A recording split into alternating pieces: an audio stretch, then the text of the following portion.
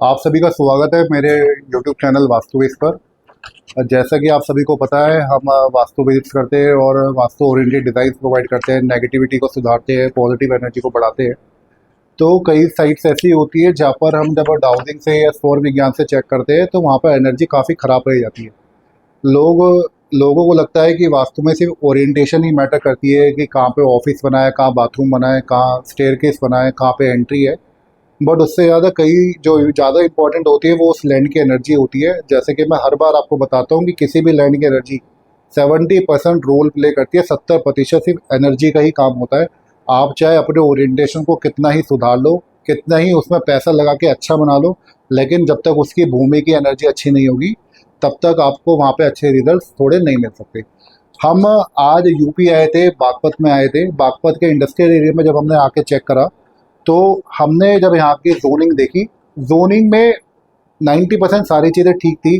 South का थोड़ा extended part था, स्लोप देखा, स्लोप भी अच्छा था। मशीनें नॉर्थ वाले जोन में थी, नॉर्थ और नॉर्थ ईस्ट में, जो कि नहीं होनी चाहिए। बट कई बार केसेस ऐसे होते हैं कि इंडस्ट्री में मशीनें हमें अकॉर्डिंग टू स्पेस हमें रखनी पड़ती हैं। तो हमने कुछ चीज़ें बताई है यहाँ पे कि जैसे कुछ मशीनरी ख़राब हो रही, तो हमने यहाँ पे वास्तु अर्थिंग के लिए रिकमेंड करा है। बट ये सारे ओरिएंटेशन देखने के बाद हमने जो मेजर चीज़ पाई वो ये पाई कि जैसे ही मैं यहाँ पर एंटर हुआ, जब मैं एंटर होने से पहले मैंने अपना स्वर चेक करा था, तब मेरा चंद्र स्वर चल रहा था पृथ्वी तत्व में। लेकिन जब मैंने यहाँ पर एंटर करा तभी से मेरे सुषुम्ना चालू हुआ। काफ़ी देर बैठने के बाद कुछ चीज़ें मैंने ट्राई भी करी कि मेरा स्वर चेंज हो जाए, लेकिन तब भी लगातार वो सुषुम्ना ही चलता रहा। सुषुम्ना स्वर, जैसा आपको पता होगा, सुषुम्ना स्वर में क्या होता है कि हमारी जो भी दो नासिका होती है उससे दोनों से बहाव सेम लेवल पर सेम स्पीड से नीचे आता है। तो जब भी दोनों नाक से सांस बाहर आती है, एक साथ आती है, उससे सुषुम्ना कहते हैं।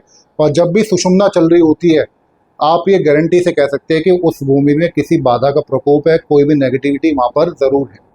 तो उस चीज़ को हमने निकालने के लिए सबसे पहले आज रिक्ता तिथि में हमने यहाँ पर वास्तु रजिस्ट्री परफॉर्म करी है।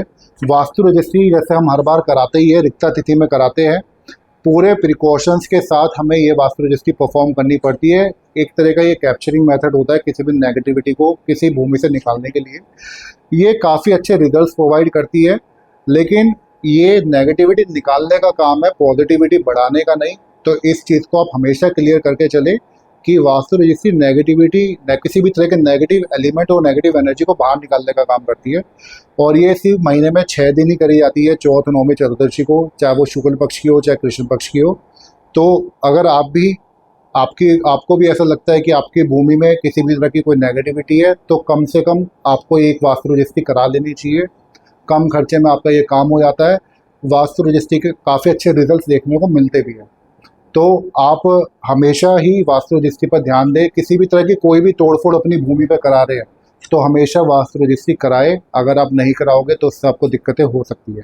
किसी भी तरह का आपको कोई डाउट हो तो हमें कमेंट सेक्शन में बता सकते हैं। Thank you.